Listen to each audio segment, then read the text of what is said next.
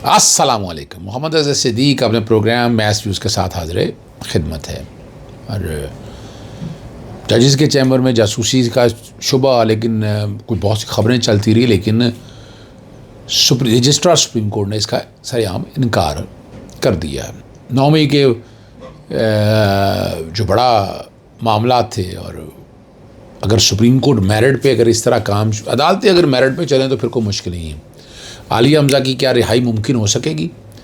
और पेट्रोलियम की कीमतें का जो मैकेनिज़्म है, जो चैलेंज किया हुआ है, ज़रा उस पर गुफ्तगू करते हैं। सबसे पहली बात है कि बहुत से लोगों ने ये बात की और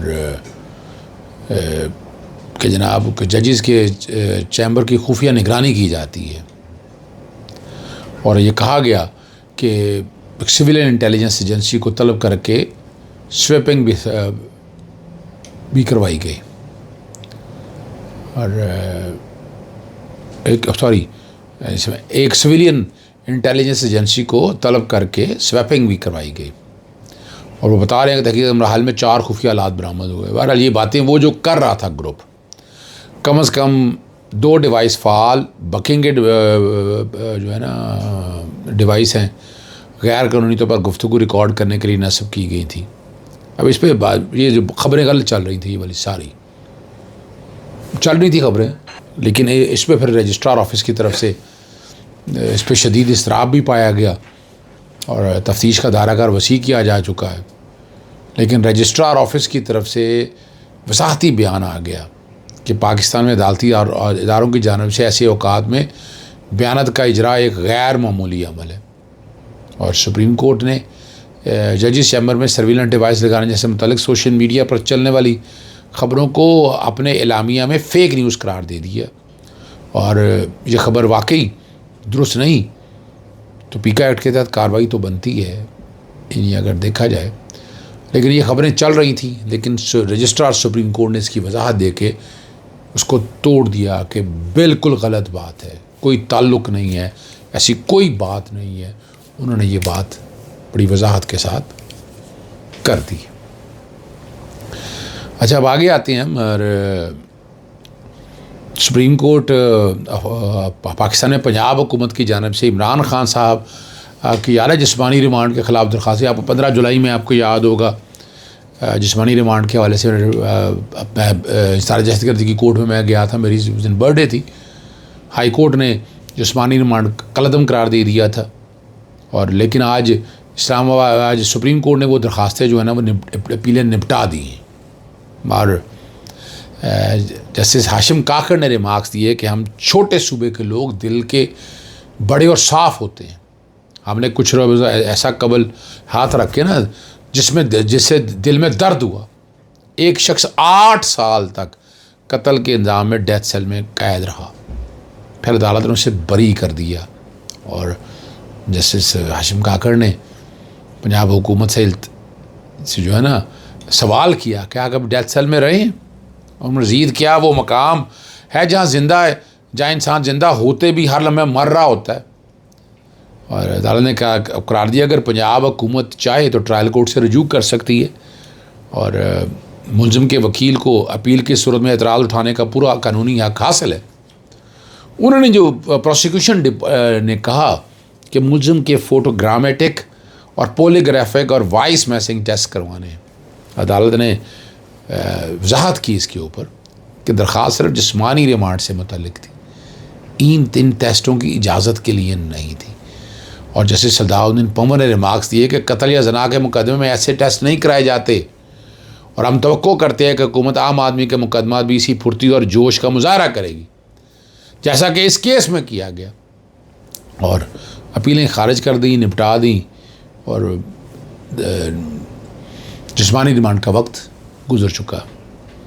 इस्तार दहशतगर्दी अदालत लाहौर ने वज़ीर आला खैबर पख्तूनख्वा अमीन गंडापुर, आपको याद होगा कि 5 अक्टूबर के लाहौर के एहतजाज के दौरान पुलिस पर तशद्दुद केस की समाअत का जो है ना तहरीरी हुक्मनामा जारी कर दिया, और जज मंजर अली जो गिल हैं उन्होंने एक सफ़े पर मुश्तमिल तहरीरी हुक्मनामा जारी किया है, और कहा है कि अली मीन गंडापुर और दीगर मुलज़मान जानबूझकर रुपोश हो चुके हैं।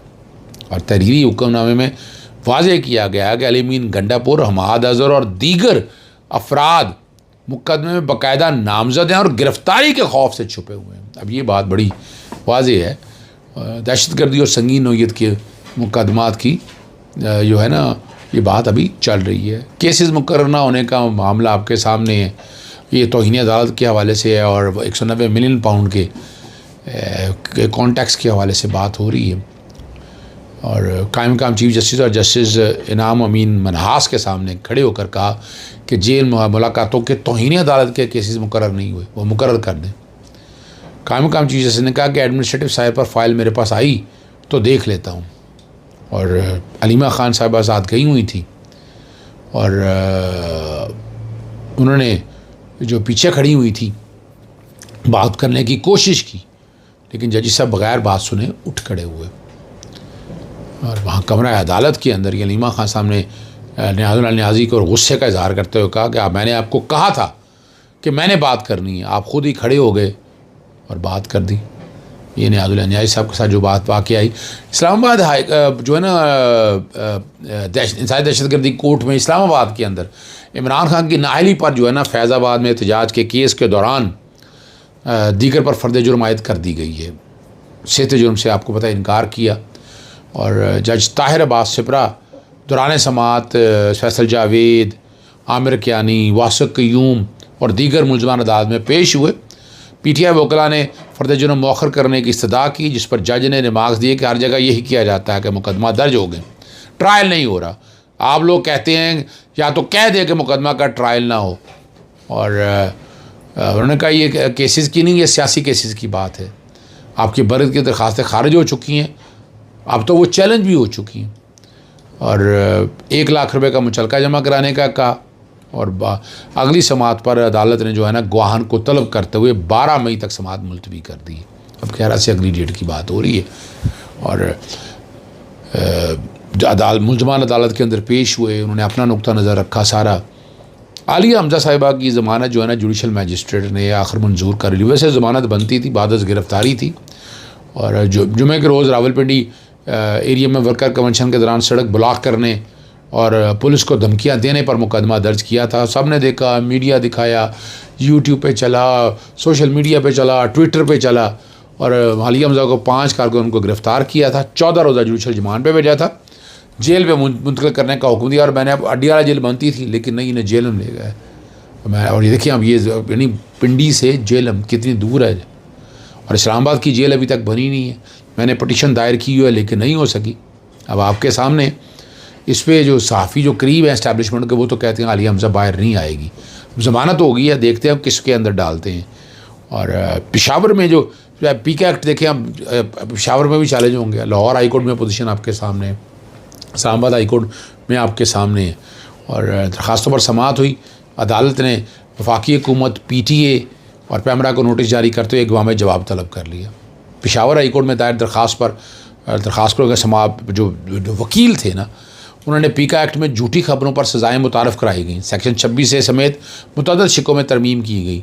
वकील ने कहा कि तरमीम मुबहम है, फेक न्यूज़ की तशरीह नहीं की गई और तरमीम में के ख़िलाफ़ संगीन सज़ाएँ मुकर्रर की गई हैं। अरकान असम्बली और इदारों के ख़िलाफ़ बात करने पर सज़ा रखी है। और इंसानी हकूक़, जमहूरियत और एहतसाब पर हमला है। और तरमीम जो है वो अपोजिशन की आवाज़ दबाने की एक साजिश है या कोशिश है। आखिर में सिर्फ लाहौर हाई कोर्ट में आपको पता है पेट्रोलियम की कीमतें मैंने चैलेंज करता रहता हूँ और तरीक़ाकार के ऊपर डिप्टी अटॉर्नी जनरल ने कहा कि जवाब दाखिल कर दिया। मैंने कहा जी कीमत मुकर्रर करने का म्यार मांगा हुआ है, वो क्या है, वो डिटेल मांगी हुई है, वो डिटेल आज तक नहीं देते हैं।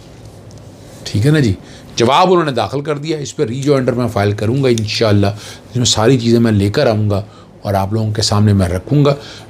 यानी यहाँ पर कीमतों मुकर्रर करने का मैकेनिज़्म है ही नहीं। भाई बाकायदा हेयरिंग हो, कीमत का उतार चढ़ाओ, सारा कुछ तय हो। यानी पाकिस्तान के अंदर इस तरह के काम हो रहे हैं। यानी यहाँ कानून अब शफाफियत में सवाल उठता है ना, बनाए साफ शफाफ कानून, किसी ने रोका है आपको, लेकिन ये सारा कुछ हो रहा है। बहरहाल मैं अपने तौर पर आवाज़ उठाता रहूँगा। इजाज़त चाहता हूँ। अस्सलाम वालेकुम, अल्लाह हाफ़िज़, पाकिस्तान जिंदा।